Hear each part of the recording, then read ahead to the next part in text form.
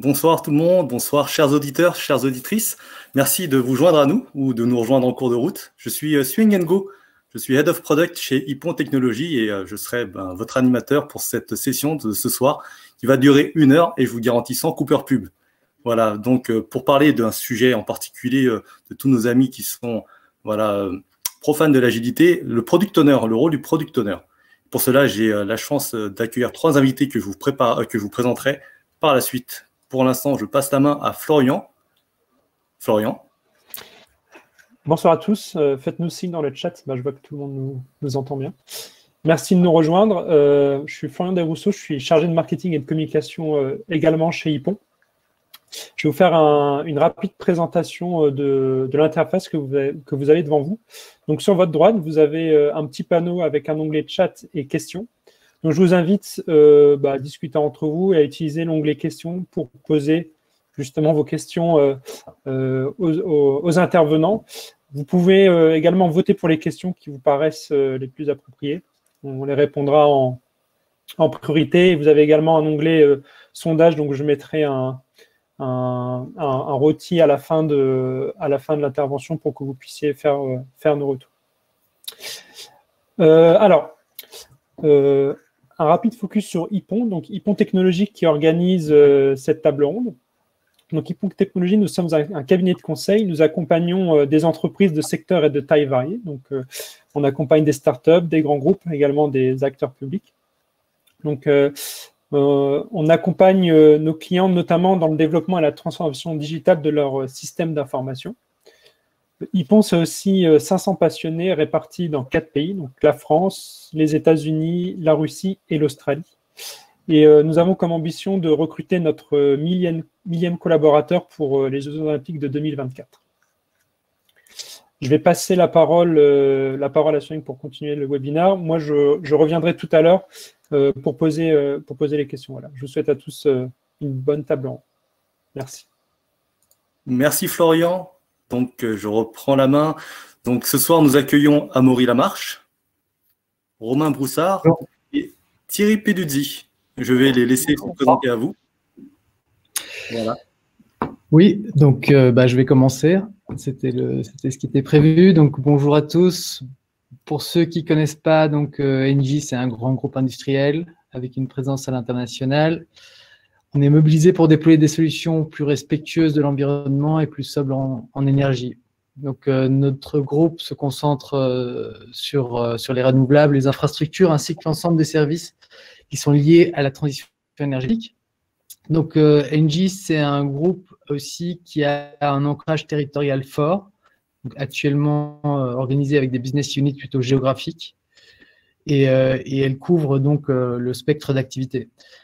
Engie Digital, donc l'entité dans laquelle moi je fais partie, c'est une entité qui est plus globale, qui construit en fait des logiciels industriels pour que ça devienne vraiment des actifs du groupe, donc et permettre aux entités opérationnelles au marché.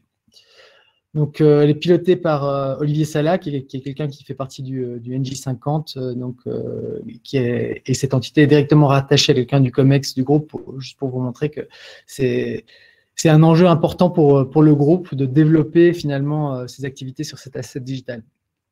Donc, en ce qui me concerne plus particulièrement, donc moi je suis responsable d'une des plateformes qui fait partie du portefeuille. Avec l'équipe que je pilote, donc on déploie des solutions destinées au marché résidentiel.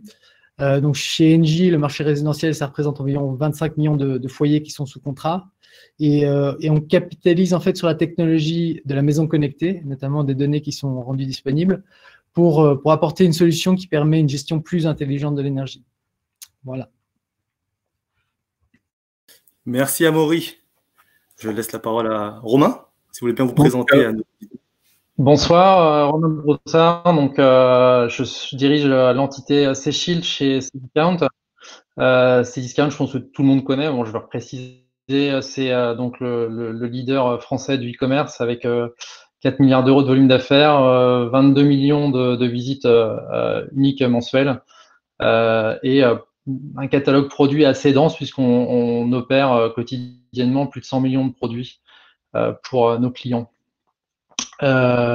Pour opérer tout ça, donc Cdiscount dispose de 2000 collaborateurs et moi je travaille au sein d'une communauté de 850 experts en IT. Et donc ma division C-Shield est une initiative lancée donc par les équipes IT de Cdiscount pour construire une offre de produits de cybersécurité et en particulier un produit Balin dont on parlera tout à l'heure. Et donc pour ça, j'ai une assez grande autonomie au sein de cette communauté d'experts. C'est tout pour moi. Très bien, merci beaucoup Romain. Et maintenant, je vais passer la parole à Thierry. Eh ben, je prends la suite. Donc moi, je m'appelle Thierry Peduzzi, j'appartiens au groupe Schneider Electric, donc qui est un des leaders, sinon le leader dans beaucoup des domaines de la gestion de l'énergie au niveau mondial. Donc Schneider Electric, c'est environ 145 000 collaborateurs dans le monde, avec une organisation très matricielle comme les grands groupes. Et moi, j'appartiens donc à l'entité France Opération, donc c'est l'entité marketing et commerciale qui permet à Schneider donc de fournir ses offres sur le territoire français. Et je suis rattaché donc à la Chief Product Officer de Schneider Electric France. Et je suis en charge donc, de toute la master data liée à l'offre, donc pour l'alimentation de nos systèmes, de façon à gérer cette offre de bout en bout entre ce que les entités les bureaux d'études Schneider construisent et préparent, les business units préparent comme offre, et ce qui nous arrive sur le terrain. Ben, on a une architecture de données assez riche et assez complexe pour alimenter notre offre en France à travers à la fois tout ce qu'on publie à nos clients, ben, dont Engie est un de nos gros clients, bien sûr, et ce qu'on peut publier partout dans nos différents systèmes, sur le web, sur les configurateurs, sur les sites internet de nos partenaires à travers le territoire. Voilà, en quelques mots rapides où je me situe. Merci Thierry. Pour commencer, merci messieurs de vous être joints à nous et de votre disponibilité et votre participation. Maintenant, ce que je vous propose, c'est de rentrer directement dans le vif du sujet. On parle du product owner, de fameux pilotes, voilà, de ces projets ou ces produits agiles.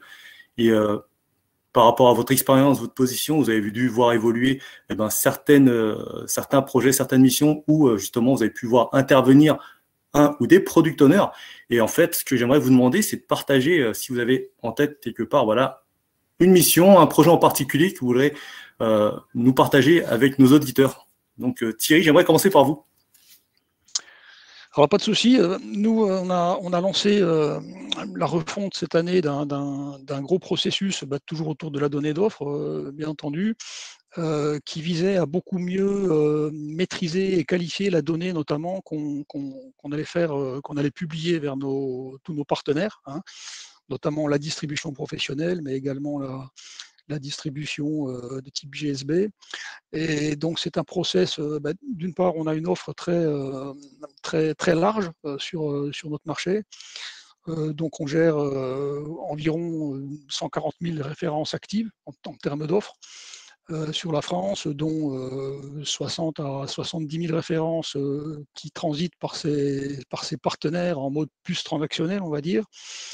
Donc ça veut dire que de plus en plus, nos clients et nos partenaires ont une exigence de qualité et de complétude de l'offre de plus en plus fouillée, de plus en plus exigeante. Donc on s'est lancé dans la refonte complète à la fois de notre process de qualification de la donnée de bout en bout,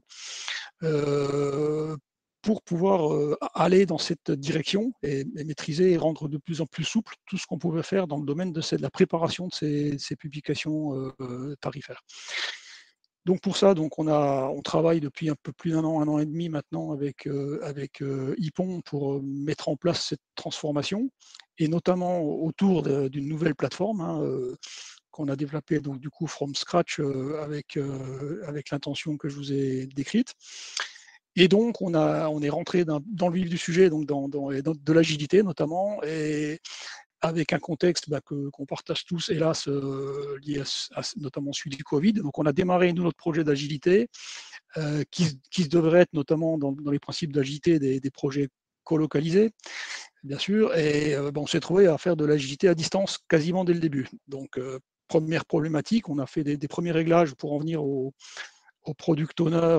On a dû déjà, en tout début de projet, une fois passé la phase de discovery, faire un premier changement de product owner pour jouer au départ la colocalisation des équipes.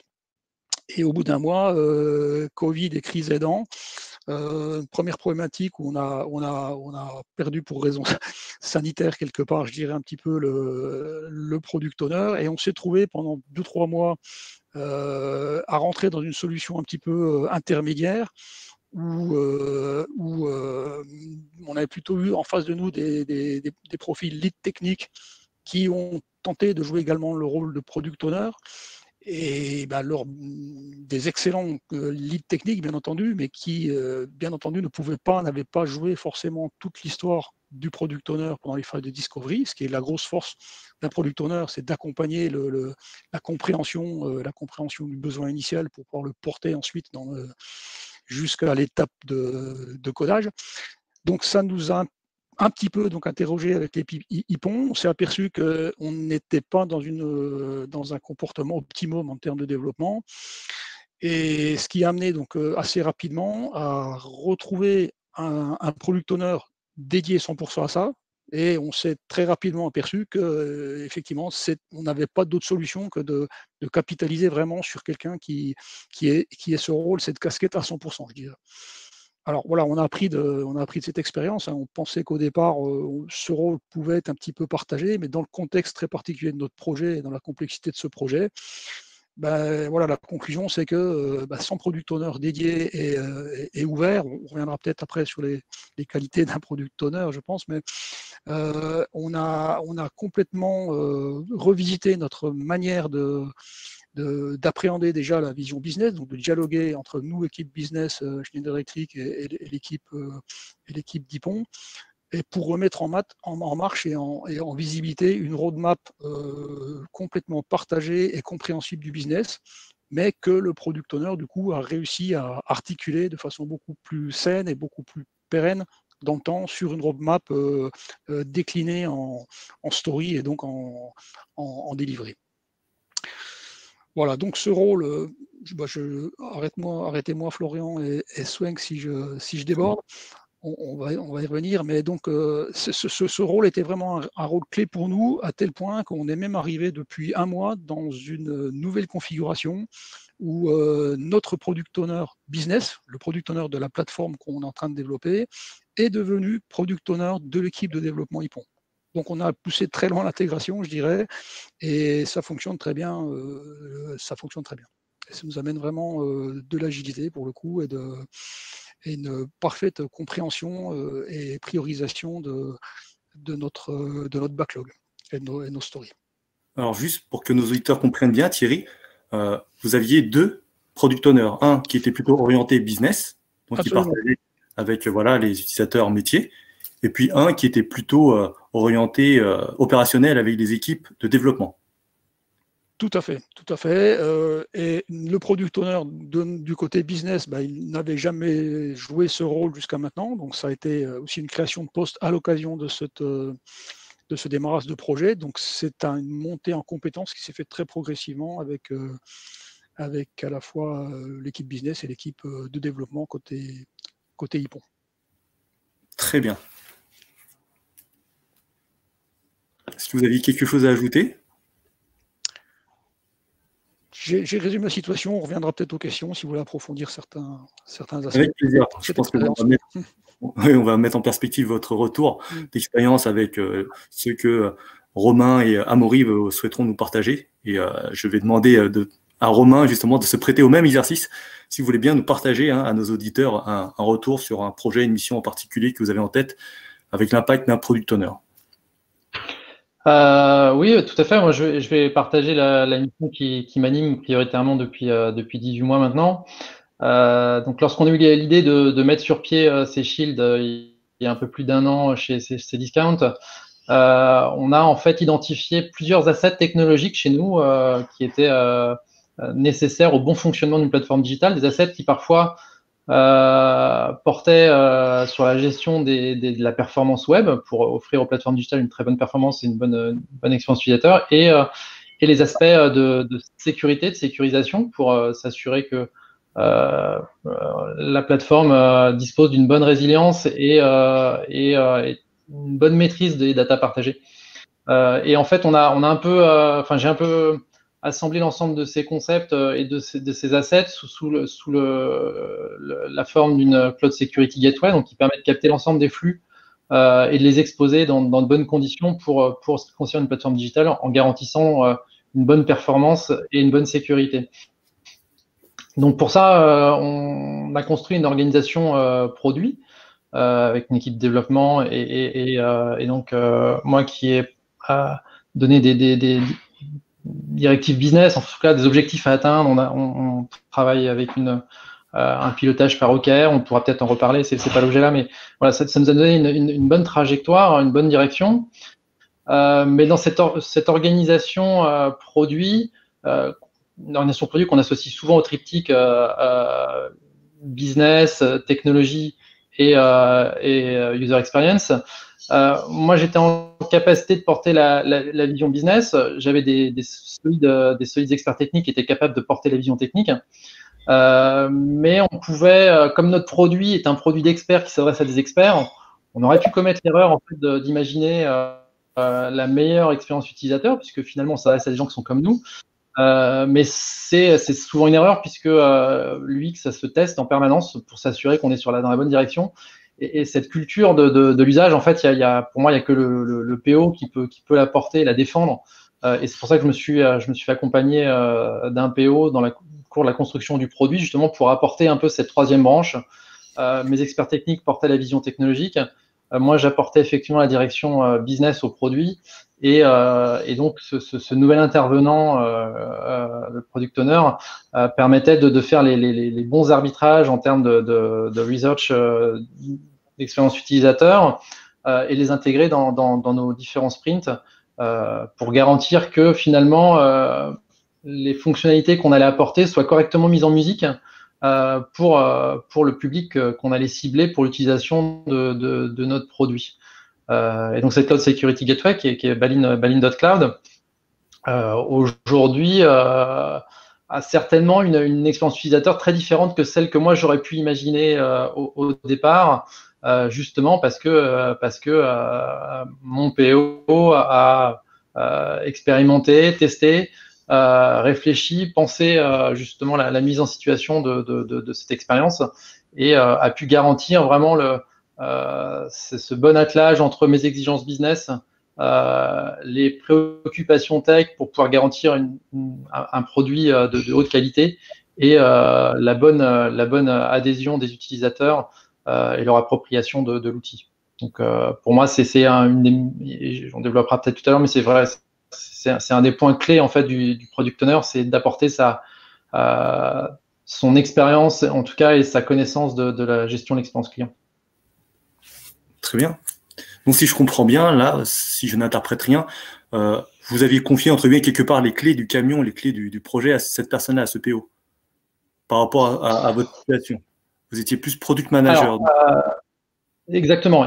Moi, j'ai basculé effectivement sur un rôle de product manager. J'ai pris de la hauteur, j'ai construit voilà, une fois que le produit était bootstrappé, j'ai mis sur les rails, j'ai pu me concentrer sur les next steps. Mais c'est pas quelque chose que j'ai délégué en fait. Le PO a vraiment apporté une valeur supplémentaire que moi j'avais pas nécessairement, justement qui est la capacité à mettre en musique une expérience de qualité. Donc c'est pas seulement, j'ai pas seulement délégué quelque chose pour pouvoir penser à la suite, j'ai surtout permis à l'équipe de s'enrichir d'une capacité supplémentaire. D'accord. Et ce PO-là était celui qui était en contact avec l'équipe de développement. On parle de backlog, on parle de la gestion d'un backlog, de lecture d'historique. On travaille en TDD, donc avec une grosse exigence dans la rédaction des US, notamment pour décrire les cas de test. C'est bien sûr ce PO qui décrit l'ensemble des cas de test. D'accord. Et ce qui vous a, j'insiste particulièrement sur le terme que vous avez employé, il vous a apporté cette dimension UX, donc centrée utilisateur, sur votre approche produit. Oui, on peut souvent avoir, quand on est business developer ou product manager, la suffisance de croire qu'on connaît bien nos utilisateurs et donc de savoir exactement ce qu'il faut pour eux. Notre connaissance, c'est surtout là où on veut emmener le produit, là où on vise une équation économique solide. En fait, on est là pour finalement garantir une… alors, il y a toujours un enjeu business quel qu'il soit, mais on va le simplifier avec une rentabilité économique. C'est plus simple à expliquer, mais c'est pas toujours ça. Des fois, dans un produit, le modèle économique peut être un peu différent.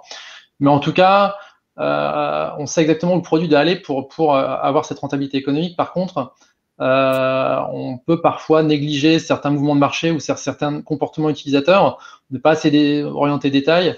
Et c'est ce que va apporter le PO, en fait, en complément. Il va être focus, il va être obsédé par l'expérience utilisateur, là où le PM va prendre certains raccourcis, certainement, pour favoriser son business, mais sont peut-être des raccourcis qui ne sont pas bons à long terme, puisque une bonne expérience client, c'est fidélisateur.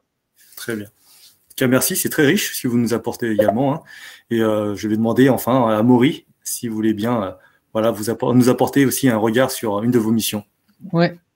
Donc, bon, moi, j'ai le sujet qui m'occupe là en ce moment, c'est un sujet que j'ai initié il y a à peu près un peu plus de 3 ans, en partant d'une feuille blanche. D'ailleurs, Romain, il y a une personne qui a rejoint Bordeaux et qui, je pense, est dans tes équipes. Donc, en fait, après avoir fait une revue stratégique de nos activités sur le segment résidentiel, j'ai en fait identifié une opportunité de construire ce logiciel. Donc, je suis passé par les phases classiques d'innovation dans les grands groupes, en démarrant avec un proof of concept, un MVP, un minimum viable product, pour en fait avoir la confiance et la conviction du management, et ensuite les investissements nécessaires pour lancer l'aventure. Donc, c'est une activité, même si elle a démarré il y a 3 ans, et je pense qu'on peut être fier de la taille aujourd'hui, c'est encore clairement dans une phase de croissance forte et de build. Et donc moi, ce que je trouve intéressant dans ces phases-là, surtout quand on lance des nouveaux services, c'est de réussir à bien dimensionner l'équipe pour pouvoir apporter finalement du rythme à l'activité. Donc recruter au bon moment, les PO, etc. Donc, quand j'organise l'équipe, moi, j'ai tendance à responsabiliser un maximum chaque contributeur en donnant beaucoup d'autonomie et de confiance afin qu'il puisse justement accomplir sa mission, pas l'exécuter, mais vraiment la vivre. J'ai pas envie non plus de centrer la discussion sur le management, c'est pas ça le sujet, mais c'est plutôt cette liberté, elle amène certains challenges. Et notamment un dont je vais parler aujourd'hui. Donc, c'est la tendance que j'ai pu observer, c'est que quand il y a une augmentation de l'activité, c'est d'avoir cette confusion des rôles, en fait, entre de la gestion de produits et de la gestion de projet. Bon, je pense que c'est quelque chose qui est classique, et d'autant plus lorsqu'on livre finalement un produit à des entités qui sont internes à des organisations. Donc, c'est le cas pour NJ Digital qui livre des solutions pour les entités opérationnelles. Et notamment parce on se retrouve confronté en fait on vit dans un milieu agile et on se retrouve confronté à des structures hiérarchiques qui ont des managers, des PMO, des proxy PO, etc. Et donc, la tendance qu'on observe, c'est que le PO se retrouve avec une roadmap qui commence à être priorisée en fonction de la pression que met le client interne, plutôt que de suivre les objectifs justement qui sont posés par l'équipe, la stratégie que le PO a mis en place pour y arriver, et une priorisation finalement des activités par la valeur et de la contribution aux objectifs. Et donc nous, pour pouvoir justement répondre à cette ambivalence entre le projet et le produit, ce qu'on a fait, c'est de vraiment se poser avec toute l'équipe pour identifier les personnes avec qui on interagit et les personas, arriver à comprendre vraiment leurs attentes, leurs contributions par rapport au produit ou leur compte par rapport au projet. Et donc, voilà, et surtout dans des grandes organisations comme les nôtres, on a une panoplie de managers qui ont vite tendance à se réveiller un matin avec des idées et qui veulent les accélérer. Et puis nous, en fait, on se retrouve confrontés finalement à vouloir répondre à à une véritable demande du marché et pas juste à des envies de management. Et donc, ce qu'on veut y mettre derrière, c'est toute cette structure qui permet de s'assurer que ce qu'on va produire, ça crée de la valeur. Première chose, c'est vraiment ça, c'est l'identification des personnes. Ensuite, c'est de cartographier aussi les activités, parce que notamment quand on regarde un peu la littérature, parce qu'on essaie à la fois de regarder notre propre expérience et puis également ce qui se dit dans le marché, on retrouve toutes ces activités dites de customer success. Alors, je n'ai pas envie de mettre voilà, un flag dessus, parce qu'on peut y mettre plein de concepts derrière, mais c'est surtout toutes ces activités qui en découlent. Et puis, le troisième point sur lequel on a travaillé, c'est sur le renforcement de notre framework qui permet de prioriser les features. Pour que ce soit bien partagé aussi, et puis qu'on se repose bien la question dès qu'on a des demandes qui arrivent au fur et à mesure que notre succès croît, pour pouvoir justement bien rester cohérent par rapport à notre démarche. Et tout ça, en fait, ça nous a permis de, j'ai envie de dire, dépolluer les diverses interactions que peuvent avoir un PO, qui sont plus du ressort de la relation commerciale que véritablement de la conception de produit. Et parce que moi, ce que je vois, et ces interactions commerciales, elles sont hyper importantes aussi. Hein. L'idée, c'est pas vraiment de créer une barrière entre le PO et son client ou ses utilisateurs, mais c'est plutôt d'enlever toute cette partie qui est plus le positionnement du produit dans son marché, l'accompagnement du produit de la conception à la commercialisation, surtout avec des équipes internes. Parce que ça peut vite prendre beaucoup de temps et perdre complètement le focus que le PO doit absolument garder pour qu'il puisse réussir son objectif. Très bien.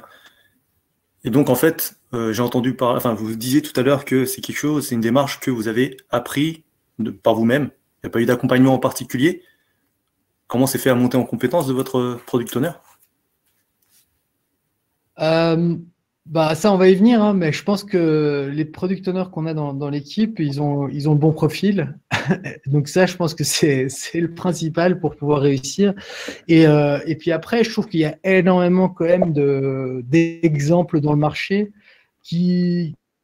duquel on peut s'inspirer, quoi. Et je pense qu'au final, il n'y a pas un modèle, réplicable d'une organisation à l'autre. Je pense qu'il faut se l'approprier, ce concept. Et puis surtout travailler ensemble avec justement, c'est plutôt des outils qui permettent de facilement exposer les problèmes, les opportunités et les axes d'amélioration, quoi. D'accord. Merci également pour votre retour, ce partage. Justement, vous parliez il n'y a pas un seul contexte, un seul framework ou une seule méthodologie, hein. Il faut s'approprier la démarche et si je me base moi par rapport à vos 3 retours d'expérience, c'est un petit peu ce que vous avez fait puisque vous avez construit chacun une organisation autour soit d'un PO unique ou récupérer une personne qui allait apporter du sens et de la valeur par rapport à la création du produit, par exemple pour Romain, et ou Thierry qui s'est appuyé sur un savoir-faire et un savoir-être aussi également qui a été réparti sur 2 personnes. Même si au final, de ce que vous disiez tout à l'heure, c'est votre fameux PO Business qui récupérait quelque part en fait la totalité des actions du PO. Mais il y a quand même l'existence de ce binôme. Ma première question pour vous, c'est est-ce que forcément le PO, ses actions, c'est une seule personne qui doit les porter, ses activités, ou comme on peut le voir, vous avez créé des binômes, mais est-ce qu'il n'y a pas des problématiques de synchronisation, de prise de décision? Alors, je peux peut-être donner un élément de réponse. Donc, comme on a vécu ça, nous, sur notre projet, je pense que ça a été une très bonne chose qu'on ait à un moment donné un product owner unique pour pouvoir remettre du sens dans l'histoire de ce qu'on voulait développer. Et ça a permis donc de remettre sur les rails cette vision qui nous manquait un petit peu à terme, et notamment sur un point qui a été essentiel pour nous. Donc l'applicatif ce que j'ai peut-être oublié de dire, c'est que l'applicatif qu'on met en place, la plateforme qu'on met en place est une plateforme interne, mais par contre avec bien entendu des utilisateurs de différents profils. Et une des décisions du PO qui nous a rejoint, là, qui nous a beaucoup aidé sur cette vision de repriorisation des choses, ça a été de nous aider à retravailler par profil pour éviter justement de nous disperser sur la priorisation des points ou les pressions que pouvait évoquer Amaury en interne où on voulait mettre la valeur. Et donc, il nous a amené une vision très claire de la manière de préparer notre roadmap, et ce qui a complètement d'ailleurs influé sur la manière dont on est en train de déployer notre plateforme. Donc, en gros, on est en train de la déployer rôle par rôle, et ça nous a permis donc d'amener tout de suite une valeur supplémentaire au premier rôle qu'on déployait. Donc ça a été central pour nous, et ça nous a permis, donc une fois cette vision bien acquise et mise en place, de repousser notre product owner plus business, le faire monter en charge donc, et prendre ce rôle maintenant de product owner unique. Alors moi, je vais peut-être apporter une vision un peu différente, si je peux, c'est le but du table ronde. Moi, je crois pas tellement, en tout cas dans notre contexte, au product owner unique, parce que en fait, on se retrouve vite avec un product owner qui risque d'être dépassé par rapport aux différents services qu'il va devoir adresser. Et donc, ce qui est très compliqué dans un produit, c'est effectivement découper les grands axes de développement stratégique de la solution, mais après laisser une autonomie totale en fait au product owner pour qu'il puisse finalement s'éclater sur sa verticale, quoi. Et donc aller vraiment de la stratégie jusqu'à l'exécution. De même, moi j'ai du mal avec la notion aussi de proxy PO, parce que pour moi c'est peut-être une solution court terme pour un problème de fond qui est soit il y a le potentiel de développement est trop large pour le PO, donc il faut commencer à splitter les fonctionnalités, soit il y a un problème de compétences et on essaye de passer par une notion de proxy PO pour justement combler un déficit technique ou un déficit plutôt produit, quoi, ou business. Et donc, voilà, tout ça pour dire que c'est compliqué, mais arriver à bien séparer finalement les différentes fonctionnalités de son produit, mais je trouve ça hyper important de laisser une autonomie totale une fois qu'on a réussi à faire un bon découpage de sa solution. Très bien. En tout cas, ce que je note, c'est que chacun de vous parlez d'un profil, du bon profil que vous avez soit recruté, soit trouvé ou formé. Ça, on y reviendra un peu plus tard. J'aimerais vous poser la question suivante. On parle de profil. D'après vous, si on devait dresser le profil type, le portrait robot, sans forcément entrer dans l'émission Faites rentrer l'accusé, si vous connaissez, quel serait-il pour vous? Parce qu'on parle d'un PO qui est proche de ses utilisateurs, donc il doit savoir dialoguer avec le métier ou ses utilisateurs, donc avoir quelque part une compréhension du business. Et d'un autre côté, on parle pas citer le proxy PO, mais on parle du PO qui, lui, en fait, ça fait aussi partie de son travail, d'aller dialoguer, d'aller transcrire ces besoins-là dans une backlog avec des développeurs. Il doit avoir quoi? Il doit avoir un penchant. Au-delà de dialoguer avec les développeurs, il doit comprendre les enjeux technologiques sous-jacents. Un produit, c'est itératif. On va apporter régulièrement de la valeur dans une nation agile traditionnelle. Et cette itération fait que sprint après sprint, on va forcément embarquer un peu de dette. C'est normal, c'est ce qui nous permet d'avancer. Par contre, le PO doit comprendre en fait les enjeux de cette dette et c'est assez structurant en fait pour lui de comprendre les enjeux technologiques sous-jacents pour savoir à quel moment il doit faire souffler un peu l'équipe entre guillemets pour lui permettre de résorber cette dette, à quel moment il peut pousser, il peut accélérer pour finalement permettre au business de tester des hypothèses un peu plus fortes, quitte à embarquer un peu plus de dette. Et donc cet arbitrage un peu entre, je dirais, mettre la barre un peu plus du côté du business ou un peu plus du côté de la tech est essentiel. Et donc il a besoin de comprendre effectivement jusqu'où il peut aller pour embarquer son business avec lui et jusqu'où il peut aller pour embarquer son équipe de développement avec lui. Et donc c'est assez clé en fait. Il doit comprendre plus que les tenants, les aboutissants, il doit comprendre les enjeux de chacun en fait, surtout. Et toujours pareil, j'insiste, et c'est là où c'est pas seulement un profil de chef de projet qu'on pourrait rebrander, chef de projet qui a l'habitude de parler avec des populations business pour un peu retranscrire leurs besoins dans un autre langage, et l'habitude de parler avec des développeurs pour évaluer s'ils sont bien appropriés la problématique business pour la réaliser. Encore une fois, le PO doit avoir l'obsession de l'usage pour s'assurer que le produit va rencontrer un usage. Et donc, c'est une compétence additionnelle et certains chefs de projet pourront tout à fait et disposent déjà de cette compétence, mais de très bons chefs de projet ne peuvent pas faire des PO parce qu'ils n'ont pas cette fibre en fait. Et quelque part, c'est peut-être ce qui est le plus important. Et donc ça, c'est dans le recrutement des PO, c'est essentiel. C'est essentiel d'avoir cette fibre, d'être obsédé par l'expérience pour s'assurer que le produit va rencontrer un usage derrière, parce que c'est bien joli de mettre sur pied un concept qui est magnifique en termes de conception, qui répond exactement aux enjeux business, mais finalement qui n'a pas l'adhésion des utilisateurs parce qu'on s'est trompé dans les interfaces, dans la façon d'utiliser. Enfin voilà, on est passé à côté du truc, et il est préférable de construire quelque chose que les gens s'approprient rapidement et d'itérer après dessus. Et ça, c'est une vraie compétence que tout le monde n'a pas, clairement. Ouais. Et je vais rejoindre ce que tu dis, Romain. Dans mon point de vue, c'est que en fait, pour moi, le PO, c'est celui qui doit vraiment rechercher la simplification au maximum. Donc, ça rejoint un peu l'expérience utilisateur qui soit sans couture et parfaite.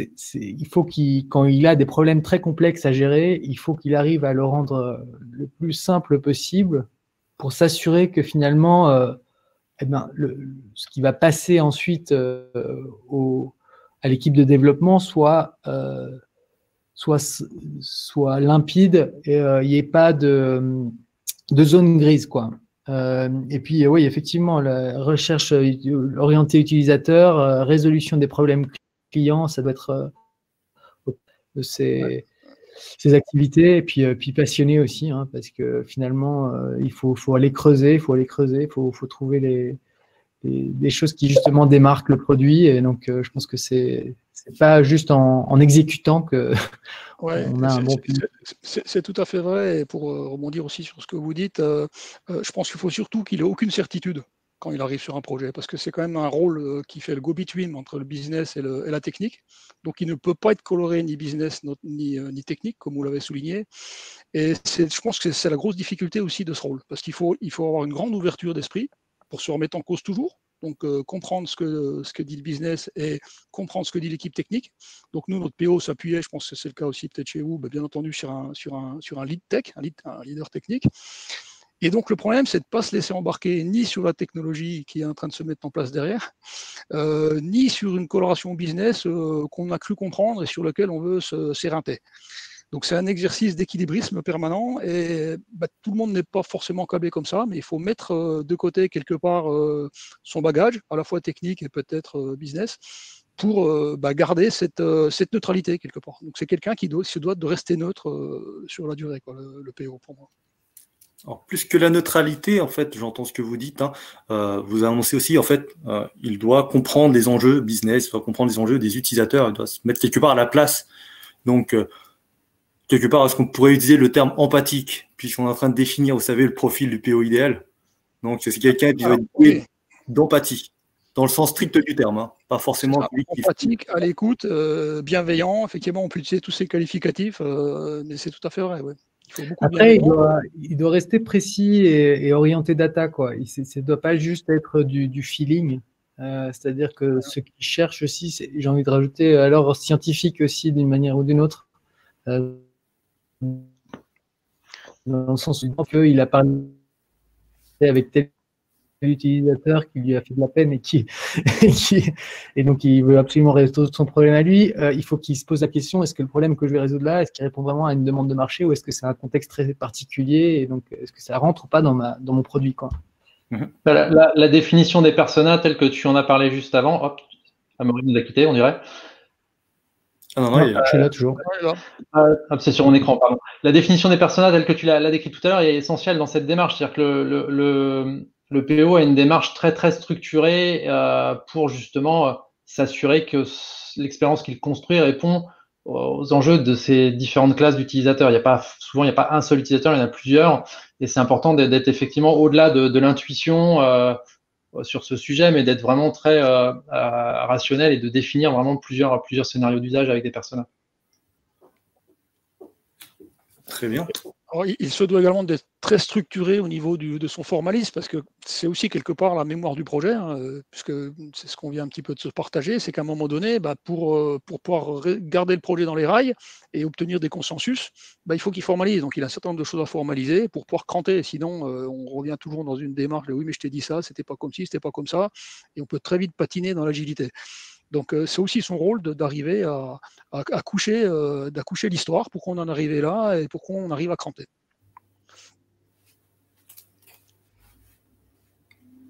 Très bien. L'heure tourne. Merci messieurs. J'aimerais vous passer à la prochaine question, la question on va dire, qui fâche un petit peu. On a déjà des éléments de réponse par rapport à tout ce que vous nous avez apporté. Et finalement, est-ce que le product owner, d'après vous, est un rôle indispensable dans une organisation telle que celle que vous avez pu connaître? Vous aurez peut-être compris que dans mon cadre, dans mon projet, pour moi, oui, c'était clair. Puisque sans ça, on serait assez vite parti dans le mur, je pense. Donc très clairement, on a très vite compris l'énergie qu'il fallait mettre sur ce rôle et comment le remettre en place. Donc pour moi, oui, c'était clairement oui. Parfois, on ne met pas le mot dessus, et donc, mais je pense qu'au final, si on développe un produit, ou en tout cas une fonctionnalité, c'est que pour que ce soit utilisé par quelqu'un, donc avoir la voix de l'utilisateur, je pense qu'on a tout intérêt à l'avoir, sinon on est juste en train de rêvasser et on ne trouvera jamais son marché. Donc est-ce que c'est indispensable? Oui. Est-ce qu'il doit s'appeler product owner, product manager ou responsable projet? Je ne sais pas. Ce qui est important, c'est que l'activité soit faite et comme on l'a dit, que ce soit technique, un profil technique ou un profil plutôt métier. Oui, au final, il faut ces activités de product owner qui soient faites de manière professionnelle pour que ça puisse trouver son marché, je crois. Une couverture donc des activités de ce product owner donc. Romain? Oui, à partir du moment où on est convaincu par les organisations produits qui sont suffisamment documentées maintenant et qu'on fait leurs preuves, notamment chez les géants du web, et tout le monde des plateformes digitales d'une manière générale, le product owner, c'est effectivement, c'est dans le terme, c'est lui qui porte l'ownership et qui va porter une partie de la vision, de la direction, mais en même temps qui va garantir, et je me répète, l'adéquation de son produit avec son marché, l'adéquation l'adhésion des utilisateurs ciblés à l'expérience que son produit va proposer. Et ce rôle est indispensable. Alors effectivement, il peut peut-être être porté dans certaines organisations par un business owner, ou même si je viens de l'expérimenter dans mon cas, même si on fait un produit fait par des experts techniques à destination d'experts techniques, on pourrait imaginer que les experts techniques peuvent eux-mêmes porter la voix des utilisateurs finalement, puisqu'ils seraient susceptibles d'utiliser même le produit. Ça reste très important d'avoir quelqu'un de neutre et non orienté qui va en permanence remettre en question les hypothèses, parce que on peut se tromper tout le temps, tout le monde se trompe, le marché évolue, donc c'est important de tester en permanence et d'être assez méthodique sur le sujet. Et donc pour moi, oui, ça reste quand même un rôle qui est essentiel et qui idéalement est porté par quelqu'un on a dit neutre tout à l'heure, je ne sais pas si c'est le bon terme en tout cas, parce qu'il doit embrasser large, quelqu'un de neutre et un peu au centre, un peu isolé. Là, c'est quelqu'un qui fédère. Mais oui, je pense que c'est un rôle clé dans l'organisation et qui est assez central. Très bien, oui, c'est intéressant. En fait, vous rebondissez sur une question que vous avez anticipée. Finalement, en fait, on a beau dire, en fait, dans le commerce, le plus important pour ne pas dénaturer ou apporter du bruit dans une information, c'est de se passer des intermédiaires. Donc, en fait, vous parliez, Amaury, en fait, de la couverture des fonctions du PO, mais quelque part, comme vous dites, Romain, est-ce qu'on ne peut pas répartir entre… le PO, il est là pour jouer le super traducteur quelque part entre les demandes, les besoins, et puis l'équipe de réalisation. Si finalement cette équipe de réalisation savait dialoguer directement avec les utilisateurs, quelque part le PO, cette personne voilà, qui ferait cette interface, n'aurait plus lieu d'être. Après, je comprends effectivement aussi ce que vous avez apporté, c'est cette certaine objectivité que les équipes de développement ou les demandeurs business n'auront pas forcément dans ce dialogue-là. Est-ce que, si je résume un petit peu cette vision, je ne dénature pas vos paroles?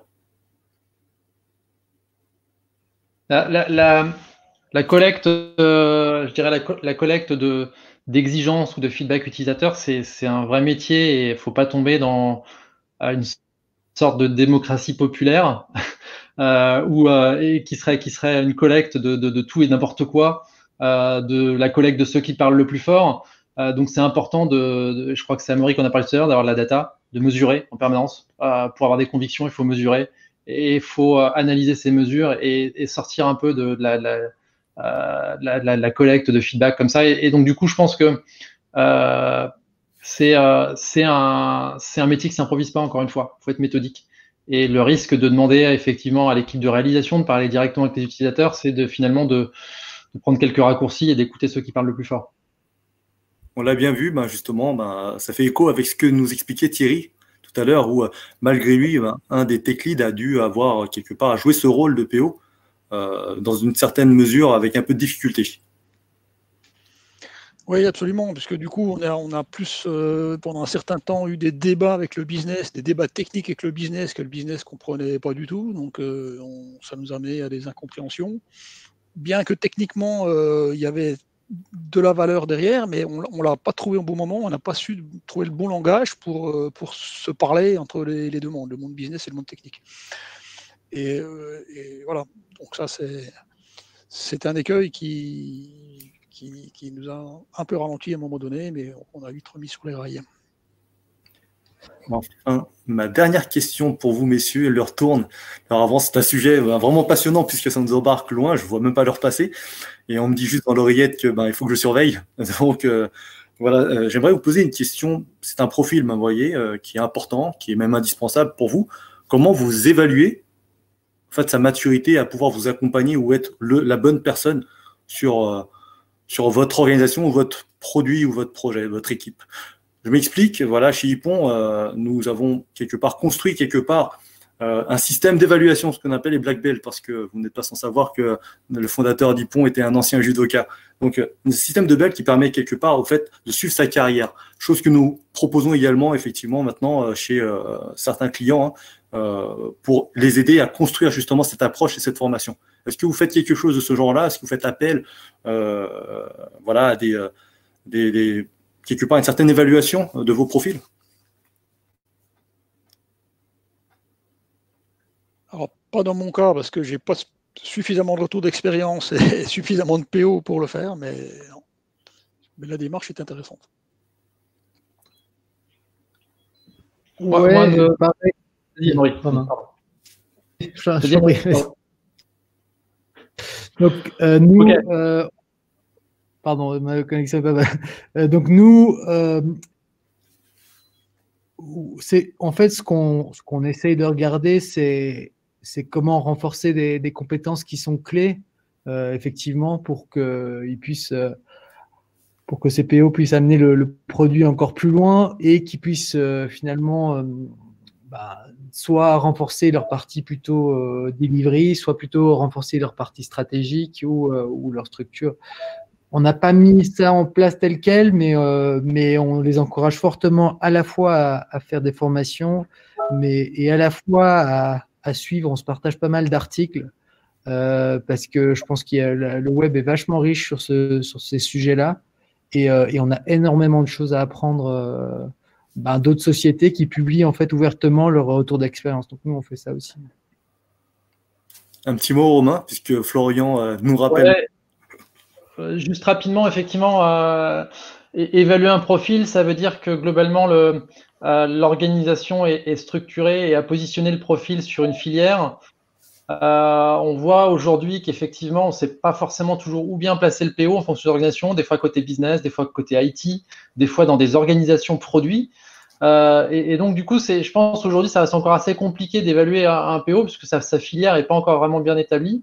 Moi, enfin, à mon niveau, le parti pris que j'ai pris, c'est plutôt de poser un cadre de fonctionnement pour l'ensemble de l'équipe avec des OKR qui nous permettent de définir une trajectoire. Et je pense que là, Ypon a plein d'articles sur leur blog sur l'organisation avec des OKR. Et puis, ça a été documenté par beaucoup de gens, notamment Google. Et en fait, dans mon organisation, le PO est un peu la tour de contrôle qui permet de s'assurer que finalement, on est bien en ligne pour atteindre ces OKR, mais c'est un objectif d'équipe sur lequel tout le monde doit contribuer, tout le monde doit impacter. Et donc, mais en tout cas, ça nous donne un cadre de fonctionnement qui permet de quand même évaluer le travail globalement du PO. Merci. Florian, il y a quelque chose à nous ajouter? Non, très bien. On va passer aux questions. Alors, pas mal de questions. Je les ai regroupées. Alors, on a beaucoup de questions, je pense, qui ont déjà été répondues pendant la discussion, mais on va y repasser quand même, notamment sur le rôle du PO. Donc, la question qui est plus revenue, c'est quelle différence faites-vous entre le Product Owner et le Product Manager? Ouais, moi, j'en ai un petit peu parlé, hein, en tout cas de ma vision. De nouveau, ce sont des mots derrière lesquels on peut mettre beaucoup de choses. Et donc, je pense que chacun de nous a une définition un peu différente de ce que ça veut dire. Moi, ce qui est surtout important sur ce sujet-là, c'est de réussir, comme je le disais, à faire la scission entre comment est-ce que je développe le produit et comment est-ce que j'amène ce produit dans son marché. Et moi, j'ai parfois tendance à le scinder comme ça, en disant, il y en a un qui vraiment est en charge de créer des nouvelles fonctionnalités, d'aller loin sur tout ce qu'on apporte comme solution à l'utilisateur, et l'autre qui est plutôt orienté sur le client pour pouvoir réussir finalement le déploiement. Alors oui, par rapport à cette question, donc c'est vrai qu'on n'a pas mis en place de product manager, donc on était plutôt organisé avec un project manager de façon à pouvoir libérer quelque part le PO de beaucoup d'autres interactions qui peuvent le polluer dans la gestion day-to-day des sprints.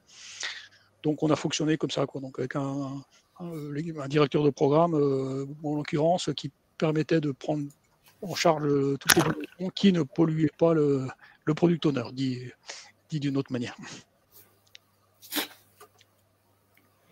Ok. Et Romain?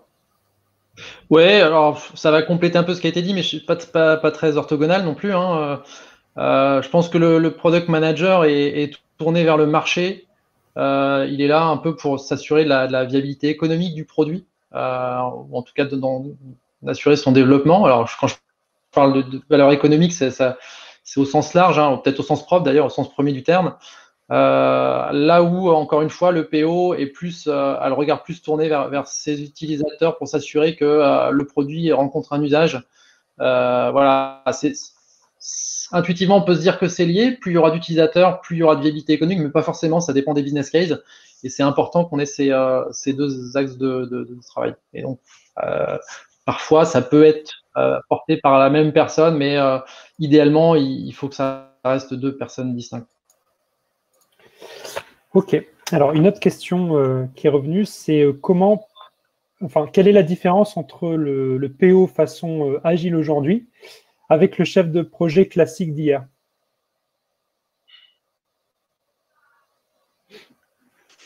Alors là, on parle effectivement de deux mondes, de deux mondes assez différents. Le chef de projet à l'ancienne, on n'a pas retrouvé forcément toutes les qualités qu'on a pu évoquer aujourd'hui de souplesse, etc., d'adaptation, puisque là, on partait quelque part dans le tunnel. Bon, c'était l'éternel débat entre l'agilité et le tunnel ou le développement waterfall. Donc, on ne sait pas du tout le même mode de fonctionnement, très clairement, depuis ce qu'on a pu échanger. Avec une autre complexité qui transparaît dans tout ce qu'on se dit, c'est que quand on part, on ne sait pas où on arrive en mode agile. C'est pas forcément le cas non plus en mode tunnel, mais en mode tunnel, tout est écrit, et puis on se dit à la fin, tiens, est-ce que j'ai au moins fait ce que j'ai écrit? même si ça arrive trop tard par rapport à l'évolution du marché. Mais la problématique du mode agile, c'est ça, c'est qu'on part et on ne sait pas bien forcément où on va arriver. Et il y a une bonne partie de la problématique qui repose sur les épaules du PO, du coup. D'accord. Ouais, moi je vais essayer de résumer très rapidement. Je pense que le PO, son indicateur, c'est la valeur, et le chef de projet, son indicateur, c'est plutôt les dates. Moi, c'est comme ça que j'essaie de le résumer en une phrase. Ok, Romain. J'ai abordé un peu le sujet déjà pendant le talk, mais je partage plutôt effectivement ce que vient de dire Amaury. On a l'aspect jalon qui est quand même très attaché au sac à dos du chef de projet et qu'on retrouve beaucoup moins dans une organisation produit. Voilà, c'est encore une fois le chef de projet sait faire cohabiter, on va dire, un business owner et des équipes tech, et va faire l'intermédiaire entre les deux. Et quelque part, c'est le business owner qui porte, on va dire, la voix de l'utilisateur. Là où dans une organisation produit, effectivement, on boucle un peu avec ce qu'on vient de dire précédemment, hein. Le business owner va vraiment regarder son marché et que son marché. Et finalement, la voix de l'utilisateur est plus apportée par le PO, ce que ne fait pas forcément un chef de projet. Ok, on va prendre encore 2 questions pour finir. Alors, c'est peut-être la question qui est revenue le plus. Je la repose. C'est pour vous, quelles sont les qualités, les compétences qui pourraient naturellement diriger une personne vers ce poste de product owner?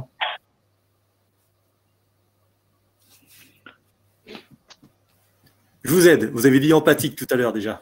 Ouais, c'est évidemment, c'est la clé, c'est effectivement d'être capable de se mettre à la place de, ne pas confondre avec la compassion. C'est deux choses assez différentes. Alors, en tout cas, l'empathie, se mettre à la place d'eux, effectivement, c'est une qualité essentielle pour le product owner. D'être capable vraiment de mener ce travail, mais surtout d'être capable de le mesurer, d'être très méthodique sur cet aspect-là. Et j'ai des bruits de fond, je suis désolé. Et c'est, à mon avis, cette qualité. Il faut être orienté détail, en fait. Il faut être vraiment très, très méticuleux, minutieux.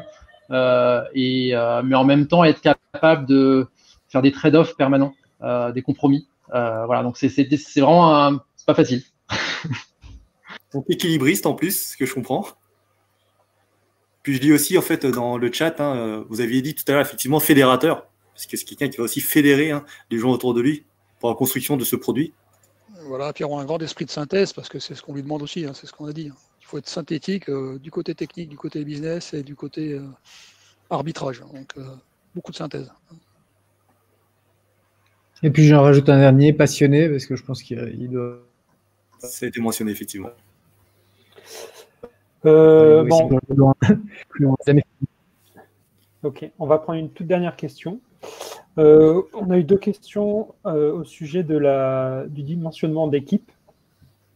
Et justement, quelle est votre méthodologie qui permettrait de gérer ce critère de façon dynamique en fonction de la maturité du projet et du produit?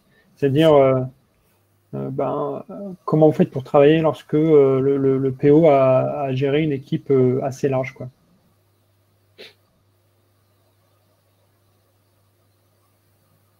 C'est une bonne question. Question de tous les jours. J'essaye, je me lance. Bon, déjà, je pense qu'il y a le PO peut avoir en face de lui un nombre maximum de personnes. C'est déjà un indicateur aussi. C'est-à-dire que si sa backlog commence à être trop importante et que finalement on se dit il faut augmenter la taille de l'équipe technique et on arrive déjà, on sent à un maximum, c'est un indicateur. Et puis, je pense qu'effectivement, c'est un métier qui demande beaucoup d'anticipation, parce que le marché est en constante évolution, donc il faut réfléchir. Alors que le PO est vraiment sur son quarter, sur son PI, enfin ça dépend comment on travaille. Nous, on travaille pas mal avec une évolution à 3 mois. À nous, à ceux qui sont managers d'équipe, d'anticiper à 1 an et de voir venir un peu la tendance, quoi. Pas une réponse très claire, mais c'est un sujet.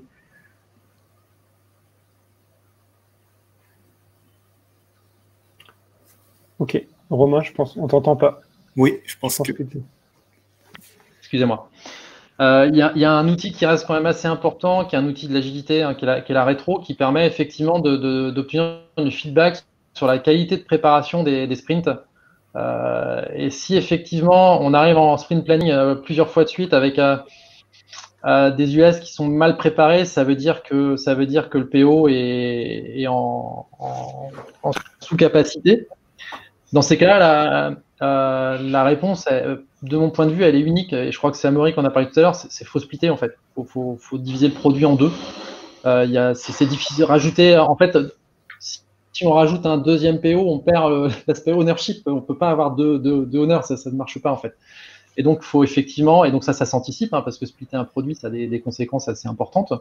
Ça se travaille. Donc effectivement, je pense que ça c'est du long terme. Mais en tout cas, voilà, faut capter du feedback en permanence et les rétros est un moyen de capter ce feedback-là et d'anticiper effectivement. Voilà. Inversement, chez moi, j'ai un PO qui est un PO expérimenté qui gère 2 équipes produits. Il est honneur de 2 produits. Alors, ce sont des petits produits, mais voilà, ça existe aussi. Donc cette capacité-là, voilà, faut évaluer en permanence la capacité du PO à tenir un ou plusieurs produits. Et du coup, confier plusieurs produits à un PO ou splitter un produit à 2 PO. Mais en tout cas, voilà, faut analyser en permanence avec, in fine, la capacité à construire, encore une fois, un produit de qualité. Ouais, et je voulais rajouter aussi un point, savoir non aussi de temps en temps. Savoir dire non, il faut savoir dire non, là, ça ne tient pas, et ça, c'est très difficile. Très bien. Bon, on va conclure, je pense. Merci à vous 4 déjà pour ces discussions fort intéressantes. Je pense que c'est un sujet avec beaucoup de débats. Et merci aux participants, évidemment. Le replay du webinaire va être disponible dans quelques minutes, normalement, si vous êtes inscrit. Et voilà, je vous invite aussi, j'ai partagé un article Medium de Swing justement sur quelques conseils pour les product owners, donc n'hésitez pas à aller y jeter un œil, et puis voilà. Merci. Je vais laisser le webinaire encore tourner un petit peu pour que vous puissiez répondre aux rôtis. C'est important pour nous d'avoir vos feedbacks. Alors, Florian, si je peux me permettre, j'ai juste une question. Je sais qu'il y a eu beaucoup de questions qui ont été posées. C'est un petit peu frustrant aussi pour moi de ne pas pouvoir vous apporter de réponses. Est-ce que tu penses que ce sera possible d'avoir quelque part un moyen de capitaliser, de recueillir ces questions-là et peut-être de rentrer en contact avec les personnes qui souhaiteraient avoir peut-être des questions un petit peu plus tard, des réponses à leurs questions, pardon? Oui, on peut envoyer un formulaire aux participants du webinaire, il n'y a pas de problème. Oui, une adresse mail. Pour recueillir les questions. Très bien. Je vais vous partager une adresse mail dans le chat où vous pourrez envoyer vos questions si besoin. Et encore un grand merci à vous 3, messieurs, hein, d'avoir joué le jeu et d'être venus partager un petit bout de votre vie professionnelle avec nous. Merci encore. Merci. Et je vous souhaite de bonnes fêtes, bien sûr, puisque on y est bientôt. Et je vois en plus une photo de Rennes. Donc voilà, ça m'inspire un petit peu. Donc de très joyeuses fêtes. Et puis portez-vous bien, tous. Merci encore. Bonne soirée.